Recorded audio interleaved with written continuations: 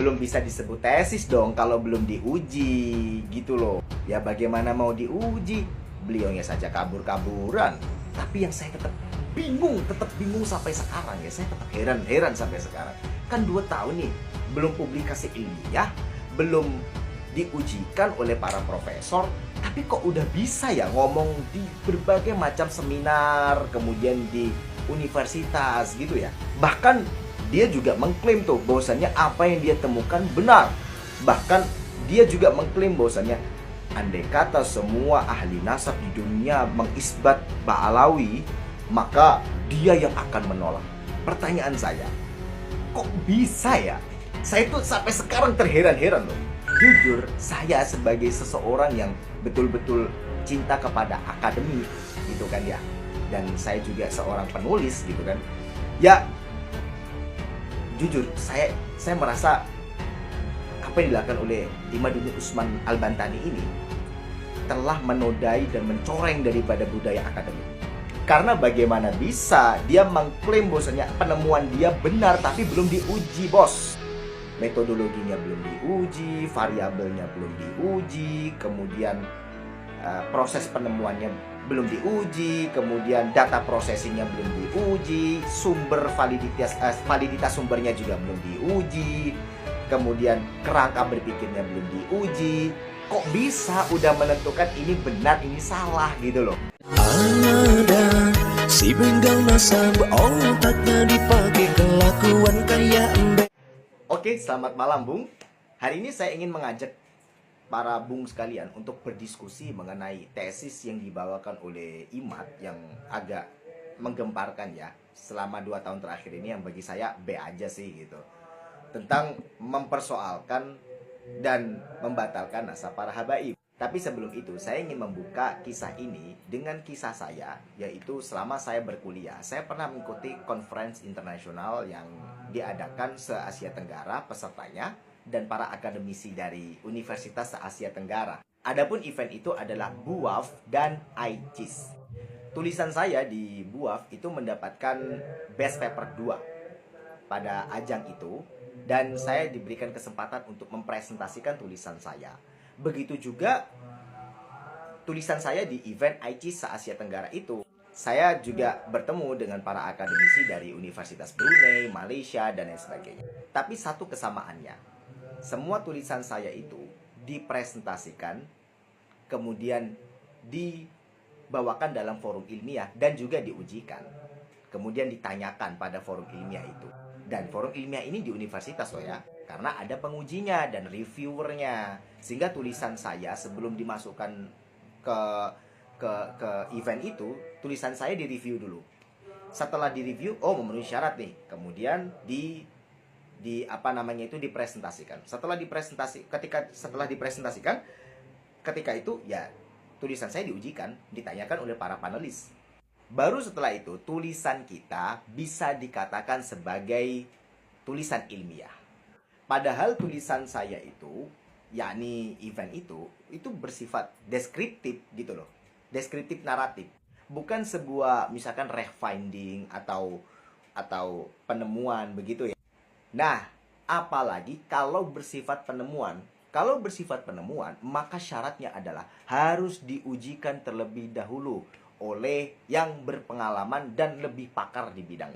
Let's say misalkan seperti Dr. Sachitto Raharjo dalam hukum tata negara ya, itu mengemukakan sebuah penemuan yakni hukum progresif. Maka ketika beliau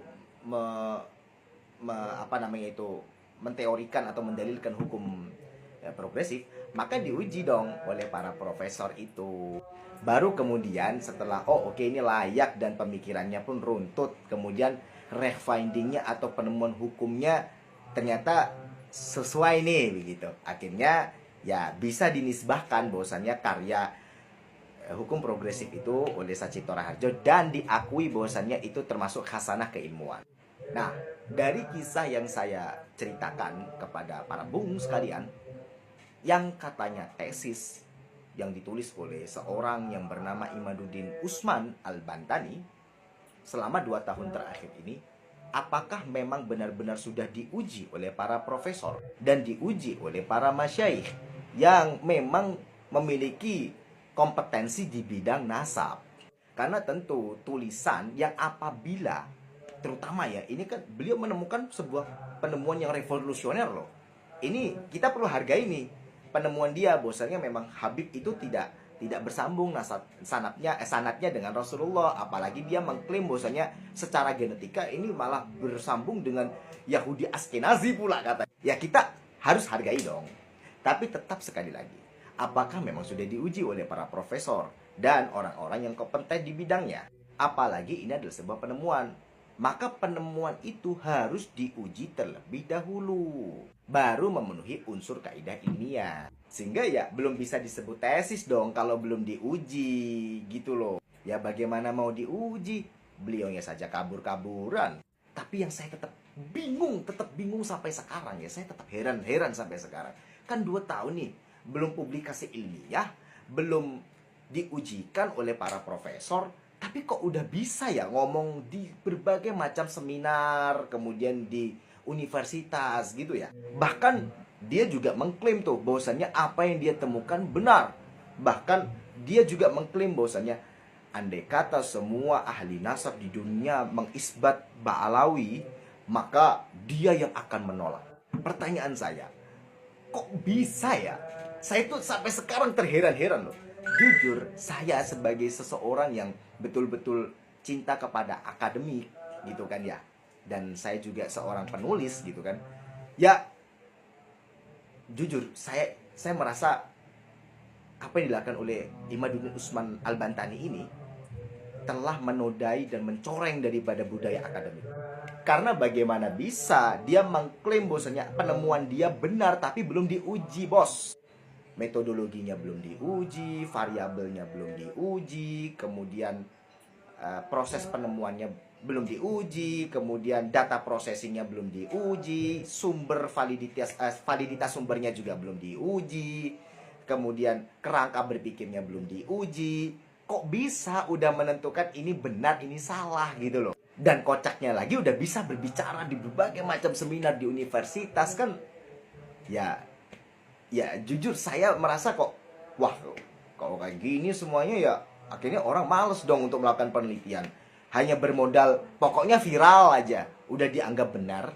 Lalu saya teringat dengan tulisan yang ditulis oleh rekan penulis saya yang bernama Faris Rivaldi ketika beliau mengelaborasi tentang fenomena post-truth, di mana sekarang kita berada di fenomena post-truth, yaitu sesuatu dianggap benar apabila viral, tidak berdasarkan pada fakta ilmiah dan akademis lagi.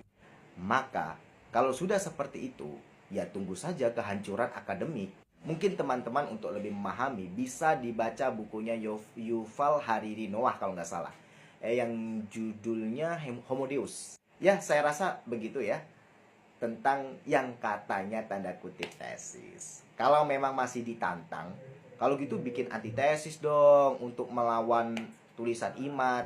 Ya kembali lagi, bagaimana mau dibikin antitesis kalau apa yang ditulis oleh Imad yang katanya tesis itu tidak memenuhi kaidah tesis, kaidah ilmiah. Wong publikasi ilmiah aja belum, bagaimana mau dibikin antitesis? Oh, dan satu lagi sebagai konklusi, apa yang dilakukan Imad itu sekarang itu sudah sangat berlebihan.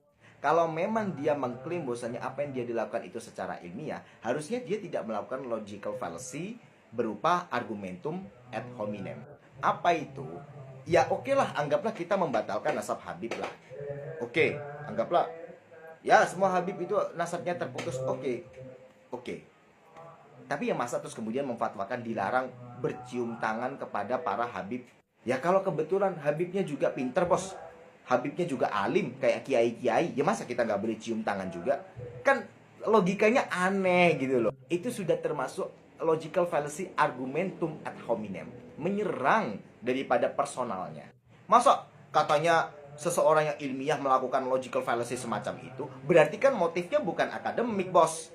Memang motifnya adalah ya pengen aja menjatuhkan para habaib, menjatuhkan mempermasalahkan para habaib Ba'alawi gitu. Ya, seperti itu ya.